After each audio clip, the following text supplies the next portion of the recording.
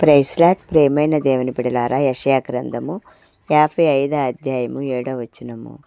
భక్తిహీనులు తమ మార్గమును విడవవలెను, దుష్టులు తమ తలంపులను మానవలెను.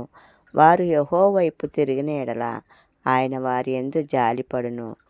వారు దేవుని వైపు తిరిగిన ఎడల ఆయన బహుగా క్షమించును. ఎంతవరకు దేవుని బాధ పెట్టుచు మనం కష్టాల పాలవుతూ జీవిస్తూ ఉంటాము. మనం బ్రతికినంత కాలం దేవునికి ఇష్టమైన బిడ్డలుగా జీవించాలి. దేవుని తోడు మనకు ఉన్నంత వరకు మనకు వచ్చే శ్రమలు శ్రమలుగా అనిపించవు. శ్రమల్లోనే ఆనందం దొరుకుతుంది. దేవుని యందు నిరీక్షణ మనలను ఎన్నడూ సిగ్గుపరచదు. ఆయన యందు నిరీక్షణ కలిగి ఆయన పాదముల చెంత చేరి కన్నీటితో మొరపెట్టినప్పుడు మన దేవుడు నమ్మదగినవాడు, నీతిమంతుడు కనుక ఆయన తప్పకుండా మనలను ఆశీర్వదిస్తారు, దీవిస్తారు. ఆమేన్.